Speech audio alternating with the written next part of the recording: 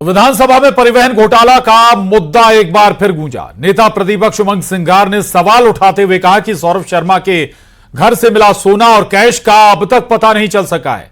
साथ ही उन्होंने कहा कि सौरभ के घर से मिली डायरी में किस किस के नाम है वो भी सामने नहीं आए हैं। परिवहन मंत्री उदय प्रताप सिंह ने कहा कि सौरभ शर्मा के घर से किसी प्रकार की कोई डायरी नहीं मिली है। मामले की जांच जारी है। कई लोगों को आरोपी बनाया गया है। उधर विधानसभा में गांधी प्रतिमा के सामने कांग्रेस ने सरकार के खिलाफ अनोखा प्रदर्शन किया। कांग्रेस के एक विधायक कुंभकर्ण बने, जिनको बाकी कांग्रेसी विधायक शोर मचाकर जगाते नजर आए। मंत्री करण सिंह वर्मा ने कहा कि सरकार पूरी तरह से जागी हुई है। कांग्रेस सिर्फ हंगामा और प्रदर्शन के बहाने तलाश रही है।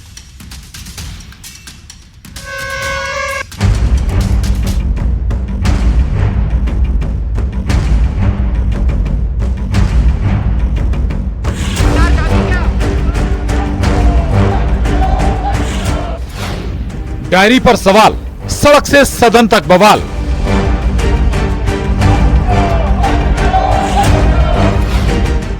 सौरभ शर्मा का नाम, सदन में कोहराम। 52 किलो का सोना है, ये किसका है ये जानने की सरकार से कोशिश करी और फर्जी नियुक्ति सौरभ शर्मा को भूपेंद्र सिंह ने दिलवाई। उसके बारे में मैंने मांग करी कि इनके ऊपर एफआईआर होनी चाहिए। एजेंसी जांच कर रही है, income tax department, ED, EOW, सारे ऐसे जिम्मेदार हमारे जो एजेंसी काम कर रही है, जिनकी अपनी एक मान्यता है, इसलिए वर्तमान में मुझे आवश्यकता प्रतीत हो। भ्रष्टाचार, घोटाला, कांग्रेस का हल्ला।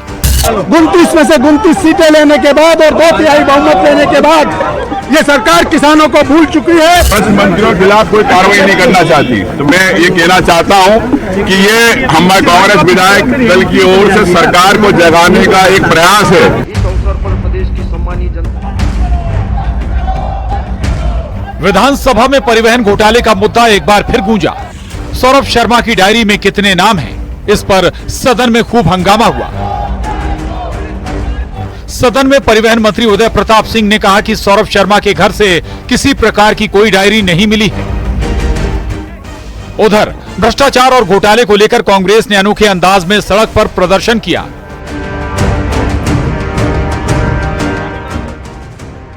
अब सवाल ये आता है, सौरभ की डायरी है या नहीं? अगर है तो किस किस के नाम हैं? कब ये नाम सार्वजनिक किए जाएंगे? आज इसी पर करेंगे महाडिबेट में चर्चा।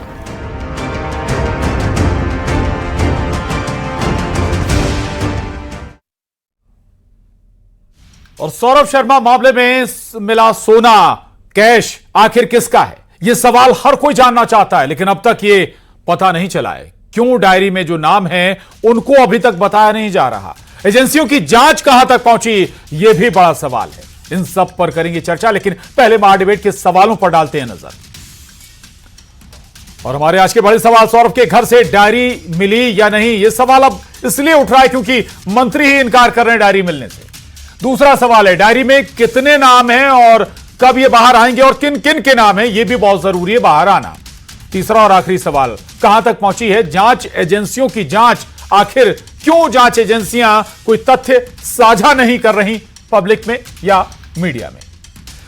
तीनों महत्वपूर्ण सवाल हैं, चर्चा करेंगे, लेकिन उससे पहले आपको मेहमानों से मिला देते हैं। सरमन नगेले जी वरिष्ठ पत्रकार हमारे साथ हैं, अब्बास हफीज जी हैं प्रवक्ता कांग्रेस, यशपाल सिंह सिसोदिया जी प्रवक्ता बीजेपी, आप दोनों का बहुत स्वागत है। सत्येंद्र सिंह जी हैं पूर्व उप निदेशक ईडी, स्वागत आपका सत्येंद्र जी। आलोक वत्स जी राजनीतिक विश्लेषक हमारे साथ इस चर्चा में। बहुत महत्वपूर्ण है ये परिवहन विभाग से जुड़ा ये घोटाला, कई हजार करोड़ का ये घोटाला बताया जा रहा है। एक शख्स जो पूर्व कर्मचारी है परिवहन विभाग में, या कहीं कांस्टेबल था, वॉलंटरी रिटायरमेंट लिया, लेकिन जब धीरे धीरे मामला खुला तो कई हजार करोड़ का मामला जुड़ता चला गया। कहा गया कि बहुत सारे सफेदपोश आईएएस आईपीएस इससे जुड़े हो सकते हैं। और एक डायरी का मामला भी सामने आया था कि एक डायरी एजेंसियों को मिली है, लेकिन उस डायरी में है क्या, यह एजेंसियों ने कभी साझा नहीं किया, कभी बताया नहीं। लेकिन अब मंत्री जी कह रहे हैं कि कोई डायरी ही नहीं मिली।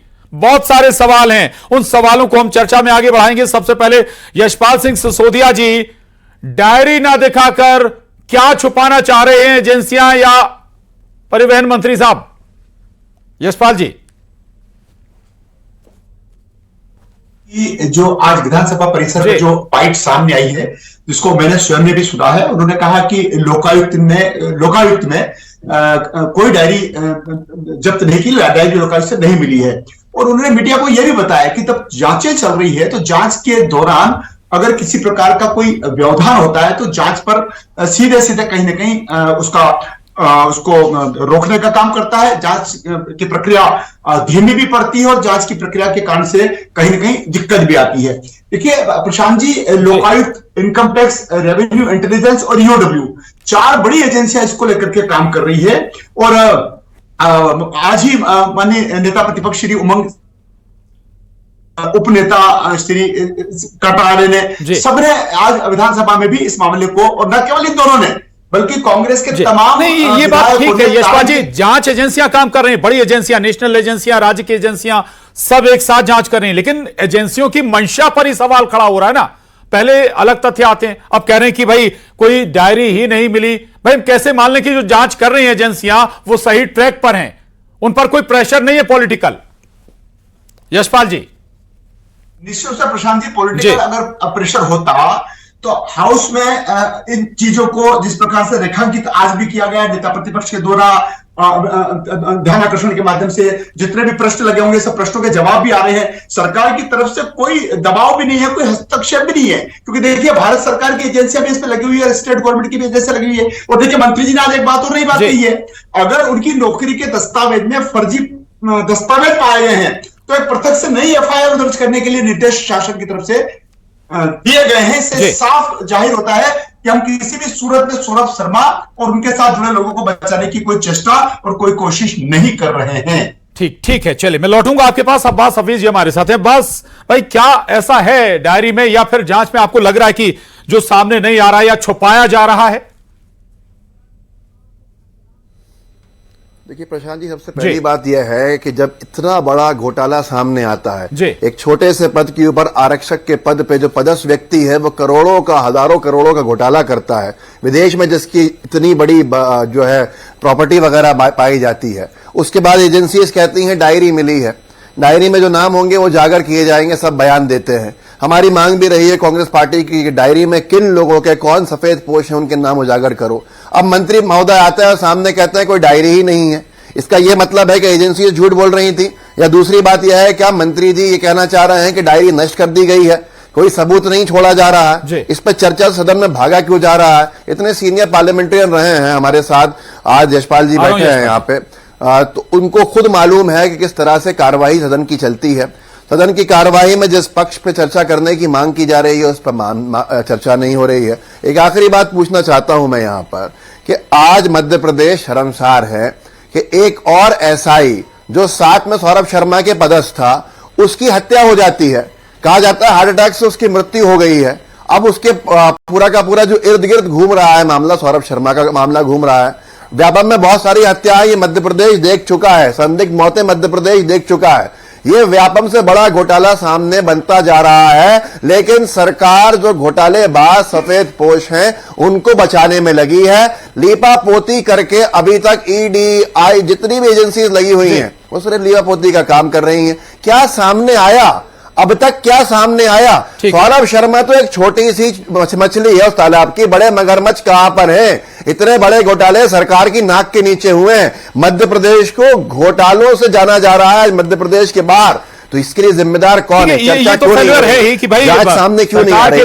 नाक के नीचे अगर इतना बड़ा घोटाला हो गया, लेकिन यशपाल जी जो सवाल अब्बास भाई उठा रहे हैं उसका जवाब वाकई ठीक है कि भाई अगर एजेंसियां कह रही कि डायरी मिली है, शुरुआती प्रेस कॉन्फ्रेंस में एजेंसियों ने यह बात रखी, अब मंत्री जी कह रहे हैं कि कोई डायरी नहीं, वाकई कुछ छुपाया जा रहा है, इसका जवाब तो बनता है। जी ने जो आज वक्तव्य दिया है, अपना मंतव्य दिया है, उसको उन्होंने ये बात भी कही है कि रुकिए, दूध का दूध और पानी का पानी होगा। इस बात को लेकर के आश्वस्त हैं माननीय मंत्री जी के, जिस प्रकार से बड़ी 4 एजेंसियां कार्रवाई कर रही है।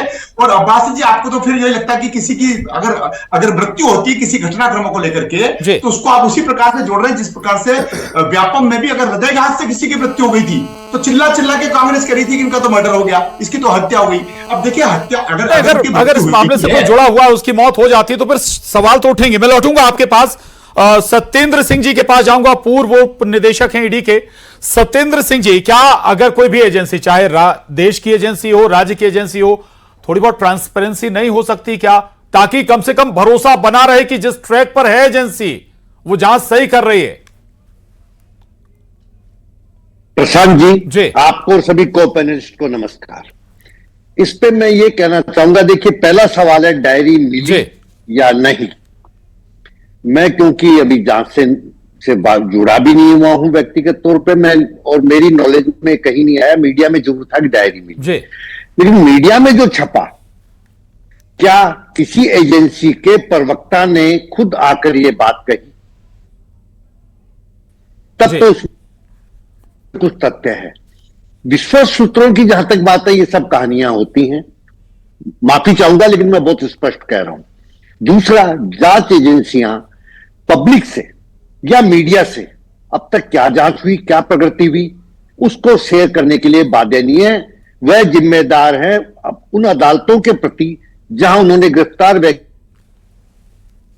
को पेश किया, रिमांड लिया। ठीक है। नहीं, सत्येंद्र सिंह जी, आपने कहा कि अदालतों में वो जिम्मेदार है, न्यायाधीश, ठीक बात है, लेकिन क्या पॉलिटिकल प्रेशर नहीं होता इन एजेंसियों पर?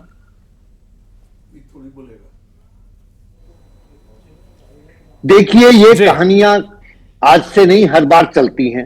देखिए, सुप्रीम कोर्ट तक ने कहा सीबीआई जो है पिंजरे का तोता है, ठीक है, सरकार यूपीए की थी।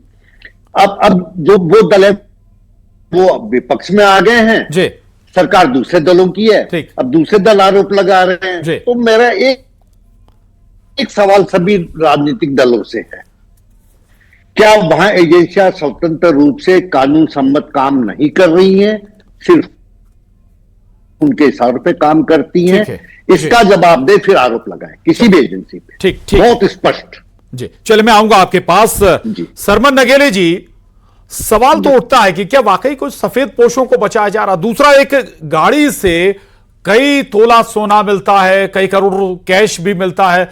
एजेंसियां अभी तक ये नहीं जान पाई कि भाई ये गाड़ी या ये सोना किसका है।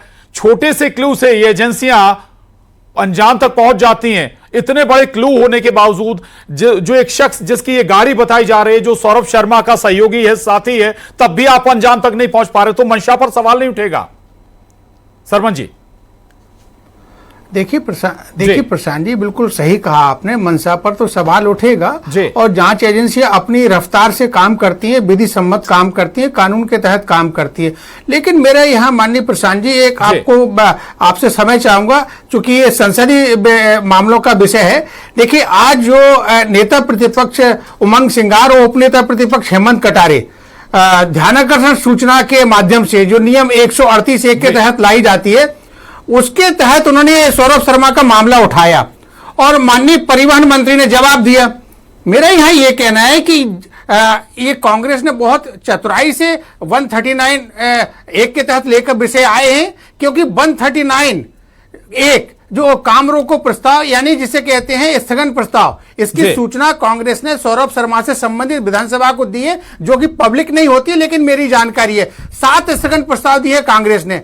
अब उस पर चर्चा नहीं होगी, इसलिए कांग्रेस को लगा कि हम इसको ध्यानाकर्षण के जरिए इस पर चर्चा करा लें। और जो माननीय मंत्री जी ने जवाब दिया, मैं उनके जवाब का कोई खंडन नहीं कर रहा हूं, लेकिन ये विषय वस्तु है होम मिनिस्टर की। अब परिवहन मंत्री जवाब दे रहे हैं, विषय वस्तु होम मिनिस्टर की है। जो एजेंसियां काम करती वो होम मिनिस्ट्री के तहत काम करती हैं, और वो कह चुके हैं कि हमारे यहां से वो उन्होंने इस्तेहार पत्र दे दिया था। ये विषय वस्तु परिवहन मंत्री की बनती ही नहीं है, लेकिन कांग्रेस ने परिवहन मंत्री के माध्यम से ध्यानाकर्षण की सूचना उठाई, उसमें ये विषय आ गया। आपको लगता है कि परिवहन मंत्री के पास पूरी जानकारी है, पूरे तथ्यात्मक बातें नहीं थी? सरमन जी, नहीं, देखिए, मैं दूसरा उसमें बता रहा हूं। हालांकि मैं ये कहता हूं कि कलेक्टिव रिस्पॉन्सिबिलिटी होती है मंत्री की, लेकिन सदन के अंदर भार साधक मंत्री अनाउंस किया जाता। यदि वो भार साधक मंत्री होते तब तो समझ में आता, लेकिन कांग्रेस ने ध्यानाकर्षण सूचना के माध्यम से ये विषय को लेकर आए, इसलिए वो इस तरह का जवाब आया। मेरा यहाँ ये मानना है कि कांग्रेस बहुत होशियारी, बहुत चतुराई के साथ इसमें खेल रही है, लेकिन कांग्रेस को लगा कि स्थगन प्रस्ताव की जो सूचना दी है उसका निपटारा नहीं हो पाएगा। उन्होंने हो सकता है बिजनेस कमेटी में इसको एक छोटा रिएक्शन अब्बास भाई का ले लेते, फिर मैं आलोक जी के पास जाऊंगा। आलोक वत्स जी, माफ कीजिएगा अब्बास भाई।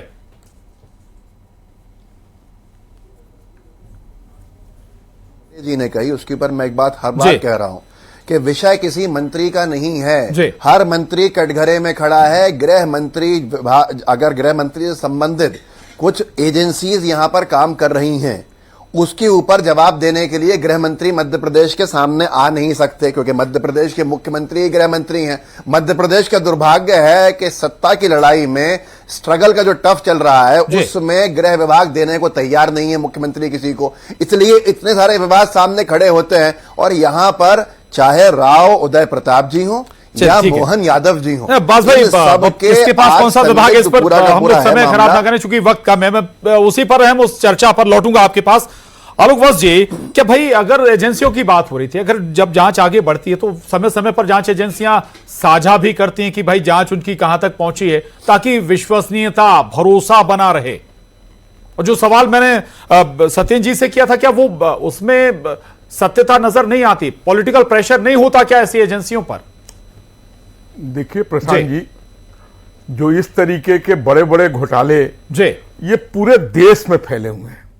ये छोटे पदों पर जो लोग हैं ये करोड़ों करोड़ों कमा लेते हैं। मैं बहुत से ऐसे लोगों को जानता हूं जो पुलिस में थे, जो जीएसटी में थे और इस तरीके के विभिन्न विभागों में अकूत संपत्ति उन्होंने बनाई है और फिर उन्होंने प्रीमेच्योर रिटायरमेंट ले लिया है। अब इतना बड़ा सोना, लगभग जो मुझे ज्ञात है कि शायद 50 किलो सोना था और शायद करोड़ों रुपया पकड़ा गया उसके सबसे नजदीकी आदमी के पास से, और तब पुलिस उसको नहीं ट्रेस कर पा रही है या जांच एजेंसियां नहीं ट्रेस कर पा रही हैं कि इसके तार कहां से जुड़े हुए हैं, तो दाल में काला जरूर कुछ नजर आता है। अब जो बात रही, माननीय सत्येंद्र जी ने जो कहा कि सुप्रीम कोर्ट ने कहा है कि सीबीआई तोता है, तो ये तोता हर पॉलिटिकल पार्टी के समय में तोता ही बना रहेगा। तोता से वो शेर नहीं हो पाएगा कभी भी। और निश्चित तौर पर इन एजेंसियों के काम को सरकारें प्रभावित कर जाती हैं। ये हमने समय समय पर बहुत से केसों में देखा है और इस केस में भी। अब ये डायरी का जिक्र पता नहीं किस एजेंसी ने अगर कहा है कि नहीं कहा है, इसकी पुष्टि तो आप ही कर सकते हैं कि किसी एजेंसी ने कहा कि हमको डायरी मिली है। अगर डायरी मिली है उसके बाद यह कहना कि डायरी नहीं मिली है, यह तो प्रश्न चिन्ह खड़ा करता है। लेकिन अगर डायरी किसी ने नहीं कहा है कि मिली है, तब तो इसकी बात करना ही बेमानी है। ये कौन बोल रहा है, कहां से आ गया डायरी, अगर किसी एजेंसी ने इसकी बात नहीं की है। और सही में अगर आपको इन चीजों को साफ सुथरा लेके चलना है तो समय समय पर एजेंसियों को बताना चाहिए कि हमारी जांच, बिल्कुल हमारी जांच आखिर पहुंची कहां तक, हम कर क्या क्या रहे हैं। बस भाई एक और बात की, अगर इतने आरोप विपक्ष लगा रहा है तो भाई कुछ कॉन्क्रीट भी लेकर आइए। किसने कहा कि वो डायरी निकली है? एजेंसी नहीं है। किसने कहा कि वो डायरी निकली? यही तो मांग कर रहा है कि जांच एजेंसीज की रिपोर्ट कब आएंगी। जांच एजेंसीज ने अगर पहले आज तक खंडन नहीं किया किसी डायरी का और अब ये कहा जा रहा है कि डायरी नहीं है, तो ये दाल में काला क्यों दिख रहा है? साफ तौर के ऊपर इस पर स्पष्टीकरण दें। इससे पहले जांच एजेंसीज खामोश क्यों रही डायरी के आरोप के ऊपर? और आज भी जांच एजेंसीज ने नहीं कहा है प्रशांत जी कि कोई डायरी मौजूद नहीं है। जिनके ऊपर खुद शक है, जो शक के घेरे में है, ऐसी सरकार के मंत्री कह रहे हैं आके कोई डायरी मौजूद नहीं है, तो ये किस तरह से हो सकता है कि उल्टा चोर कोतवाल को डांटे? ये तो संभव नहीं है। जांच एजेंसी की जांच का सामने आना जितनी जल्दी हो सके उतना जरूरी है। मध्य प्रदेश में भ्रष्टाचार का इस सरकार की नाक के नीचे सोना उगला है। सोना उन गरीबों के टैक्स के पैसे का है जिन्होंने रात दिन मेहनत करी है। पुष्टि किसने की है ये तो बताने का मेरा सवाल यह है, आप क्या सरकार के प्रवक्ता हैं? आप सरकार के प्रवक्ता बैठे हैं यहाँ पे क्या? मैं सरकार का सवाल पूछ रहा हूँ, मैं सरकार का सवाल पूछ रहा हूँ। आपको तकलीफ क्यों हो रही है? मैं ये कह रहा हूँ कि जांच एजेंसी ने अब तक क्यों नहीं खंडन किया? आप जांच एजेंसी है, आप उठा सकते हैं। आप पहले आइए, कौन है? आप सरकार है। सुनिए, मैं आ रहा हूँ आपके पास। डायरी मिली है। मेरा सवाल यह है, आज खंडन नहीं किया किसी डायरी का, सरकार चर्चा से भाग रही है। नहीं सुनिए प्लीज, समझ सकते हैं कि आलोक वत्स जी प्लीज जल्दी जल्दी अपनी बात पूरी करिए। किसी जांच एजेंसी के जो ये तकलीफ में आ गए। चलिए ठीक है, मेरा सवाल यह है कि जब जांच एजेंसीज ने खंडन नहीं किया आज तक डायरी का, खंडन नहीं किया इसका मतलब जरूरी थोड़ी कि डायरी नहीं है। पॉलिटिकल स्टेटमेंट का खंडन नहीं कर जांच एजेंसीज के ऊपर हो जाएगी सरकार? क्या जिन लोगों पे आरोप है वो जांच एजेंसीज के ऊपर हो जाएंगे? क्या ईडी से ऊपर हुआ उदय प्रताप जी? अभी बताएंगे कौन सही है कौन गलत है कि डायरी मिली है, यशपाल से सोदिया, माफ कीजिएगा, यशपाल जी के पास जाऊंगा। यशपाल जी दिख रहे हैं, यशपाल जी विपक्ष आपसे सवाल पूछता है, खुद में मौजूद है क्या? यशपाल जी जब विपक्ष आपसे सवाल पूछता है, विपक्ष के नेता आपसे सवाल पूछते हैं, तो फिर उन पर एफआईआर दर्ज हो जाती हैं, दबाव बनाया जाता है, सवाल ना पूछे आप। प्रशांत जी, लोकतंत्र और प्रजातंत्र में और विशेष करके विधानसभा की कार्यवाहियों के दौरान अगर ध्यान आकर्षण आता है, और जैसे नगले जी बता रहे थे, नगले जी ध्यान आकर्षण की सूचना कांग्रेस ने इसलिए दी है कि उनको पता है कि स्थगन में हमारे पास इतना मैटर नहीं है, तो उन्होंने स्थगन की बजाय ध्यान आकर्षण ला करके सिर्फ ध्यान आकर्षण कराने की कोशिश की है। और देखिए ध्यान आकर्षण बड़ा होता है नगले जी या स्थगन बड़ा होता है, और स्थगन की अगर सूचना दे रखी है तो इंतजार तो करते हैं। कांग्रेस के लोग इंतजार करने के पक्ष में क्यों नहीं थे? उन्होंने इतनी जल्दी कर ध्यान आकर्षण छोड़िए ना यशपाल जी, ध्यान आकर्षण छोड़िए ना, मैं तो ये पूछ रहा हूं, ये बताइए ना, केवल सदन के अंदर नहीं, सदन के बाहर भी लगातार पीसी करके विपक्ष आपसे जवाब मांगता रहा इस मामले पर, आरोप भी लगाता रहा आपके पूर्व मंत्री पर उनका नाम लेकर, तो फिर एफआईआर दर्ज हो गई। क्या आप ये एजेंसियों का गलत उपयोग आप लोग नहीं कर रहे हैं? नहीं प्रशांत जी, कभी भी ऐसे घटनाक्रमों में भारतीय जनता पार्टी के नेतृत्व वाली सरकारों ने एजेंसियों का कभी बेजा फायदा नहीं उठाया है। तभी तो भारत की सरकार की एजेंसियां और मध्य प्रदेश की सरकार की एजेंसियां संयुक्त रूप से काम कर रही हैं, कड़ी पूछताछ हो रही है, यहां तक कि नौकरी में अगर फर्जी दस्तावेज दे दिया है, एक पृथक से एफआईआर और करी गई है, और दूध का दूध और पानी का पानी होगा। आप निश्चित रहिए, ये भारतीय जनता पार्टी की नेतृत्व वाली सरकार है। ठीक है अब्बास भाई, अगर वाकई इतना कॉन्क्रीट है, अगर सरकार नहीं सुन रही है, एजेंसियां नहीं सुन रही हैं, तो कोर्ट का विकल्प, अदालत का विकल्प बाकी है आपके पास। विधायक मुकर होकर आरोप लगा रहा है तो उसके भाई पे 10 साल पुरानी एफआईआर खोलेंगे। ये हाल है आज उनकी सरकार का। आप सोचिए 10 साल पहले से खामोश क्यों बैठ गए थे, 10 साल पुराने केस खोलने के लिए तैयार है, लेकिन जवाब देने को तैयार नहीं है कि सौरभ शर्मा के पीछे बड़ा मगरमच्छ कौन है, नौकरी किसने लगवाई उसकी सिफारिशें किसने दी, उसको सबसे ज्यादा प्रोटेक्ट किसने किया, कौन परिवहन मंत्री थे निरंतर जो आते रहे, किन किन के पास इसका पैसा जवाब सौरभ शर्मा नहीं है, सौरभ शर्मा के पीछे जो जाल है उसके ऊपर जवाब देने को तैयार नहीं है। तकलीफ में ऐसे आते हैं जैसे खुद इन लोगों को आरोप लगे हुए। नियुक्ति कलेक्टर छानबीन करके साथ देता है, और अनुकंपा नियुक्ति के अंतर्गत मंत्री का कोई हस्तक्षेप नहीं होता है, और किस विभाग में कहां पद रिक्त है। 10 सेकंड वक्त कम है। मैं एक चीज कह दूंगा कि शायद सत्येंद्र जी को थोड़ा बुरा भी लग सकता है कि जांच एजेंसियों का हिंदुस्तान में ट्रैक रिकॉर्ड बहुत अच्छा नहीं रहा है। अगर 100% स्ट्राइक रेट है तो चल माफी चाहूंगा, 10 सेकंड सत्येंद्र जी से भी एक रिएक्शन बनता है, आपने सवाल उठाया चुके 97% में कंविक्शन आखिरी कमेंट है सत्येंद्र जी आपका। जी मैं सिर्फ इतना कहना चाहूंगा, हमारी एजेंसियों पे तो हम सवाल उठा रहे हैं, एक तरह से हम हमारे पूरे सवाल उठा रहे हैं, किसका छोड़ के सब पे सवाल उठाते हैं। क्या जनप्रतिनिधि, ठीक है, पूरी एजेंसियों अपने मामले से पूरी एजेंसियों पर सवाल नहीं उठाया जा सकता, ये बात ठीक है, लेकिन सौरभ शर्मा मामले में इतने सारे सवाल उठ गए हैं, इतने सारे शंकाएं हो गई हैं कि भाई जल्दी अगर इसका निपटारा नहीं हुआ तो फिर एजेंसियां वाकई शंका के दायरे में हैं। चर्चा को आज यहीं थामेंगे। आप सभी खास मेहमानों का शुक्रिया, बहुत धन्यवाद।